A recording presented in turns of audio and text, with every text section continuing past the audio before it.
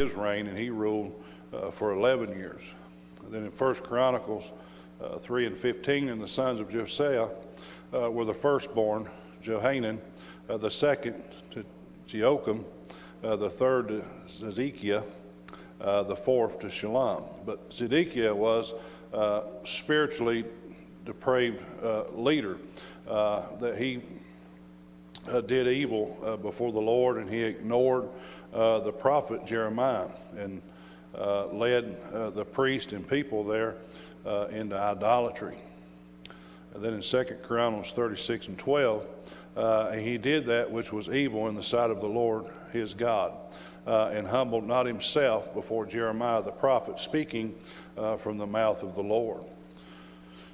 And 36 and 14, moreover, all the chief of the priests and the people transgressed very much after all the abominations of the heathen, and polluted the house of the Lord, which he had hallowed in Jerusalem. And so Zedekiah rebelled against King Nebuchadnezzar, thinking that the Egyptian Pharaoh and his army would continue to support him against the Chaldean threat here. In 36 and 13 of 2 Chronicles, he also rebelled against King Nebuchadnezzar, who had made him swear by God, but he stiffened his neck and hardened his heart from turning unto the Lord God of Israel. Then you read there in Jeremiah 37, 7 through 8, thus saith the Lord, the God of Israel, thus shall ye say to the king of Judah, that sent you unto me to inquire of me, behold, Pharaoh's army, which is come forth to help you, shall return to Egypt into their own land, and the Chaldeans shall come again and fight against this city and take it and burn it with fire. You can read about that in Ezekiel 17 and 15, but that's just a little bit of background leading up to today's lesson. But it's amazing sometimes what we miss when we suddenly don't have the things we enjoyed. We always enjoyed and took for granted. One of those things could be our power. When we've got it, everything's fine. The first time it flickers, we go, oh no.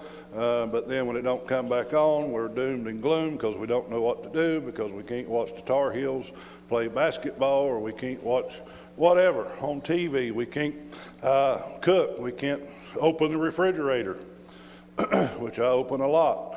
But you get what my point is. Then suddenly maybe the well pump goes out, so you ain't got water. So then you can't wash your hands, you can't use the restroom, you can't do those things because you don't have any water. But you don't think about that when you've always got it. Our car, when it's running good, when it's running fine, when your tire pressure's staying at 42, you're okay. But as soon as it tears up and it drops down to 18, you don't know what to do. You got to go out there and try to pump air into it. And then you're trying to figure out, just bought a brand new set of tires, where's the air going? So then your car's tore up. So then you've took that for granted because up until then it all ran fine. And then maybe we suddenly become sick. Something takes us over. I mean, any type of sickness or any type of disease, what it may be, then we've kind of taken our health for granted because we don't think about our health and appreciate it as much until something happens to us. And then maybe we fall or break a bone or anything, then we don't think about how well we were off until those things, and then we start to appreciate even our health more. And then suddenly we are unable to do things we regularly enjoy, and be able to do things even for ourselves because we've broke our shoulder, where we've got to depend on somebody. We don't like depending on anybody, right? We like to do things for ourselves. And so even as Americans have typically we've taken for granted their freedom to worship, right? We can see that because our church houses are becoming more empty every week, and their right to travel, and their right even to free speech, right? And then we go through something like COVID a few years ago, where had to shut the church down for, I don't know, 4 or 6 weeks. And it wasn't just a handful of us here. And everybody else had to stay at home and watch us on Facebook. That's not the same as coming here, by no means, but that was something we had to deal with. That was something that was out of our norm, and we had to learn to function with it. But many things in life made everything feel uncertain. We were in uncharted waters. We didn't know what to think of COVID. We didn't want to be near someone. Somebody coughed or sneezed, we wanted to run the other way or cover our heads or or whatever. But COVID changed a lot of things. What was once a routine, it all at once become unrealistic for us. And so everything was really shut down in your restaurants. You had to pick it up outside. You couldn't go inside and eat. I mean, there was all kinds of things that we were used to being able to do, we couldn't do. And then so we suddenly realized that it was truly dear to us, right? Coming to church was truly dear to us. Being able to go in public and do the things that we once did was very dear to us. And oftentimes we fail to really realize how much we are blessed every day. We don't think about those things, but God has truly been good to us. And so we have the freedom to worship. We have the freedom to come here today. There's nobody sitting up here at the top of the hill stopping you from coming to church today. But in foreign countries, they do that. They can't go and worship God as we do because it's not their religion. And so they have to do it in hiding and in fear. But we don't have to do that here in America yet. But so we can go and do the things we want to do. We want to go to the mall to shop after a while. We just get in the car and we go. We got the freedom to go wherever we want to go within the United States at any given time. A lot of countries don't have that freedom. And so, but it's easy for us to forget about the giver of all these blessings. It's easy for us as we enjoy them. And so our lesson today, God was angry with his people for failing to heed his words of instruction that he gave to them through the prophet and their admonition so that they could grow closer to him. And so to enjoy his blessings without enjoying him really doesn't make a lot of sense. For us to enjoy the blessings of God but not enjoying him. And so in our lesson, we see how God punished his people for their disregard of him. And so maybe we all have a lesson to learn here today, for we could also easily fall, as the people here of Israel did, into sort of maybe the same trap or so. Verse 15 and 16, I've got to hurry. And the Lord God of their fathers sent to them by his messengers, rising up betimes and sending, because he had compassion on his people and on his dwelling place.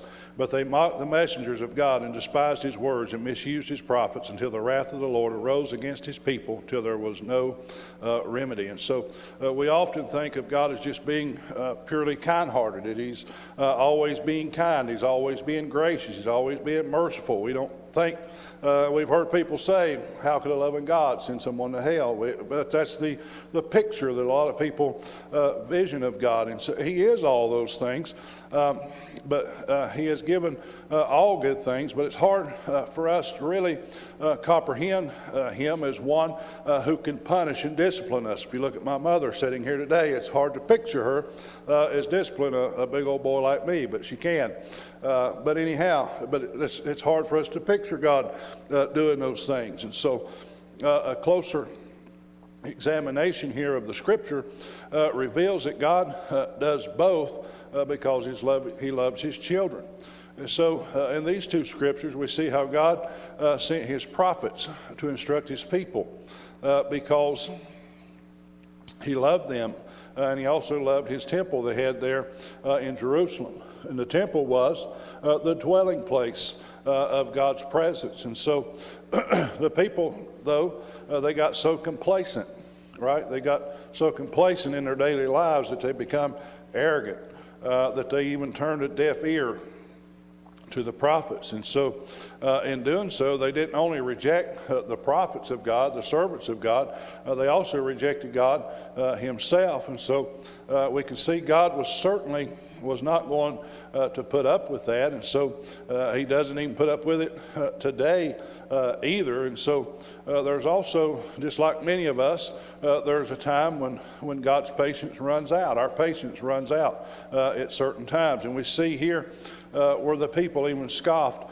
at the prophets of God, and that this made God angry. They scoffed at Noah when he was building the ark, because it never rained, right? But they scoffed at him. They scoff at us today because we preach and teach of Christ's return, and they scoff at that.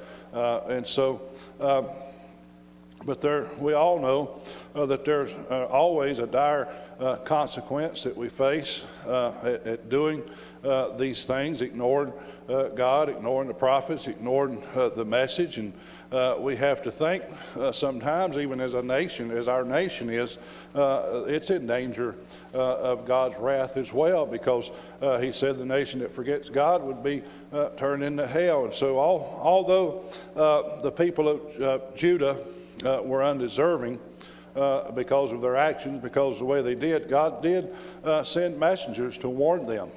He sent messages to warn them of their evil, and also the impending judgment that was going to come.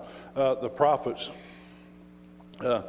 should their voices to point people's hearts back to God. He was wanting to warn the people of where they were or relative to God's will. And so the voice of the prophets in today's modern church has become a lot watered down, with so many claiming the title, and there's too few warning the church to walk in righteousness. A lot of people just want to hear prophecies or of becoming wealthy or whatever. They want to hear the good stuff. They don't want to hear anything bad. They want to hear the good things, right? And so, but is when we're mocking, is it considered the same as blasphemy? I don't know. But the mercy of God does have limitations, because in Romans 9:15 through 16, for he has said to Moses, I will have mercy on whom I will have mercy, and I will have compassion on whom I will have compassion. So then it is not of him that willeth, nor of him that runneth, but of God that showeth mercy. And then sometimes you can think that a sign of God's mercy hasn't run out, because your heart can still be brought maybe under conviction. But their fragrant disregard for the word and warning that was sent by God through these messengers, it led to the conquerors coming and desecrating the sacred places through a mighty military defeat. Is what often happened with the children of Israel, because they didn't obey the words of God or his prophets. He would use pagan nations as a part of chastisement, as a part of discipline. And so here we are again with this lesson, with the same thing happening to him. Verse 17, therefore he brought upon them the king of the Chaldees, who slew their young men with the sword in the house of their sanctuary, and had no compassion upon young man or maiden, old man or him that stooped for age. He gave them all into his hand. And all the vessels of the house of God, great and small, and the treasures of the house of the Lord, and the treasures of the king and of his princes, all these he brought to Babylon. And they burnt the house of God, and brake down the wall of Jerusalem, and burnt all the palaces thereof with fire, and destroyed all the goodly vessels thereof. So Habakkuk had prophesied God using the Chaldeans to chastise his people. In Habakkuk chapter 1:6, for lo, I'll raise up the Chaldeans, that bitter and hasty nation, which shall march through the breadth of the land, to possess the dwelling places that are not theirs. So Nebuchadnezzar, he invaded Judah with three successful campaigns.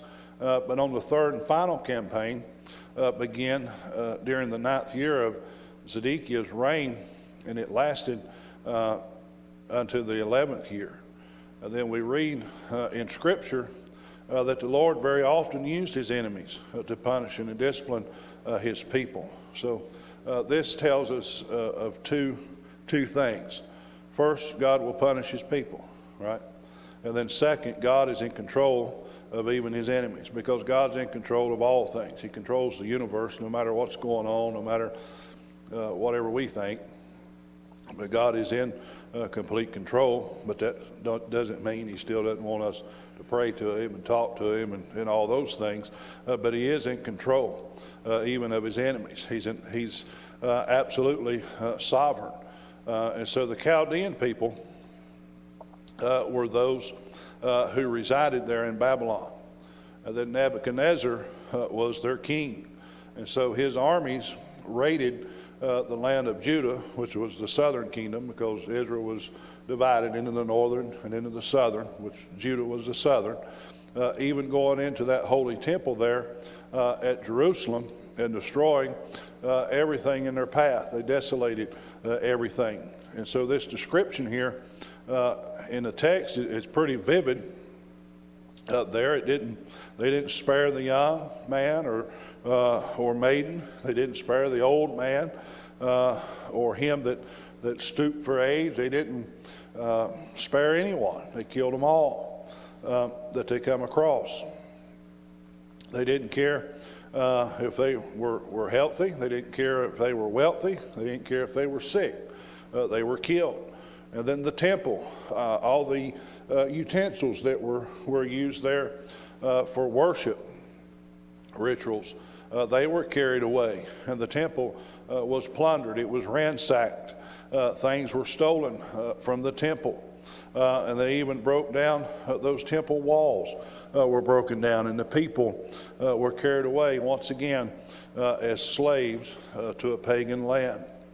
And so the people, however, they remain in exile here until 539 BC, when Cyrus was king of Persia, and he came to power there over Babylon. But you can imagine here, just for a minute, if we put ourselves in Israel's shoes, the nation of Israel here, can you, here we are living here in America, living our best life, and we do like these and not heed the warning from God. We don't listen to the prophets. We make God angry. We scoff. We make fun of what they're telling us, and then we suddenly begin to be like these people here. We are feeling the wrath of God for not obeying him. Then suddenly they come in and they destroy our nation, right, like they did here. Then we're all hauled off as slaves to a pagan land of religions. It'd be awful. It'd be terrible, wouldn't it? It would be worse than any horror movie you could watch, more than likely. But when we're feeling that wrath by not obeying or listening to the messages from him. And so there's always great consequences for not obeying him. And every time, every item there of value that was any value to them from the temple and beyond there, it was gathered up. It was taken to Babylon for storage. But these items were later returned to them during Judah's restoring there when that started happening under King Cyrus. But he said, and the vessels also of gold and silver of the house of God, which Nebuchadnezzar took out of the temple that was in Jerusalem and brought them into the temple of Babylon. Those did Cyrus the king take out of the temple of Babylon there, and they were delivered unto one whose name was Sheshbazzar, whom he had made the governor. So it was very common practice back in those days for the conquering army to go in and ransack a community, to plunder anything that was any good. Looting, we see looting happen all the time at a natural disaster here, even in America, but that was very common back then, and destroying the buildings, destroying whatever they could destroy, the walls, any type of equipment. And so the disrespect here of the Chaldeans is that even after 5 months of having captured and enslaved the king Zedekiah, they returned to the city just only to burn it down, to burn the temple, the houses of the noble, and carry the remaining people there into captivity. And then, and in the 5th month, on the 7th day of the month, which is the 19th year of King Nebuchadnezzar, king of Babylon, came Nebuzaradan, captain of the guard, a servant of the king of Babylon, unto Jerusalem, and he burnt the house of the Lord, and the king's house, and all the houses of Jerusalem, and every great man's house burnt with fire. That's 2 Kings 25, 8 through 9. So they after all they'd done, 5 months later, they went back just to completely destroy it, just to burn everything down. Verse 20, and them that had escaped from the sword carried he away to Babylon, where they were servants to him and his sons until the reign of the king of Persia, to fulfill the word of the Lord by the mouth of Jeremiah, until the land had enjoyed her Sabbaths. For as long as she lay desolate, she kept Sabbath, to fulfill 70 years. And so Judah's time here in captivity was in direct proportion to the number of years they were negligent in recognizing the land, the Sabbath instructed there to them in the Mosaic law. In Jeremiah 25:11, and this whole land shall be desolation and an astonishment, and these nations shall serve the king of Babylon 70 years. And then Jeremiah 29:10, for thus saith the Lord, that after 70 years be accomplished at Babylon, I will visit you and perform my good word toward you, in causing you to return to this place. And so, as prophesied even as early as Isaiah, King Cyrus here was instrumental in releasing Judah back to Jerusalem, allowing them to rebuild the temple. In Isaiah 44:28, that saith of Cyrus, he is my shepherd, and shall perform all my pleasures, even saying to Jerusalem, thou shalt be built, and to the temple thy foundation shall be laid. So after Nebuchadnezzar's destruction, all that was left behind was just a trail of smoke and debris and absolute destruction. And so Judah before that had been a very prosperous land, and God had blessed his people. But now everything was gone just in an instant. And so the cause for that was just simply that they had scorned the God who had blessed them. They had bitten the hand that fed them. We've heard that said that way. And this, in our society today, we're even in danger of losing everything when we forget our God, right? We don't want to forget God. We don't want to forget the one who has blessed us. And so the lessons are already there for us in Scriptures. If we would just heed the words of God, even for our day. And it jumps here to Psalms 137, verses 1 through 6. By the rivers of Babylon, there we sat down. Yea, we wept when we remembered Zion. We hanged our harps upon the willows in the midst thereof. We know here that the psalm has no composer ascribed to it, but it has been called the Song of the Exiles. And so the Psalms here illustrates the joy of salvation was gone. And as a result of the rebellion and the chastisement. You can read in Proverbs 13 and 15, good understanding giveth favor, but the way of transgressors is hard. And in 1 Corinthians 10 and 6, now these things were our examples, to the intent we should not lust after evil things, as they also lusted. And Zion was a parched place. It was another name for Jerusalem there in the prophetic book, but it was a sunny place, a sunny mountain. And the Jews evidently kept them up off the ground when not in use, but by hanging them on the tree branches. But the sadness of the exiles is reflected in the fact that their musical instruments were not in use. They didn't have no desire to play the harps. They had no song in their heart. They had no melody to sing because they were sad. They were remembering how they had it in Zion, how it was in Judah when they were being blessed of the Lord, had his blessings on them. They now are starting to feel the sadness of all that. They were in a state of depression, if you will. Verses 3 through 6. For there they that carried us away captive required of us a song, and they that wasted us required of us mirth, saying, Sing us one of the songs of Zion. How shall we sing the Lord's song in a strange land? If I forget thee, O Jerusalem, let my right hand forget her cunning. If I do not remember thee, let my tongue cleave to the roof of my mouth. If I prefer not Jerusalem above my chief joy.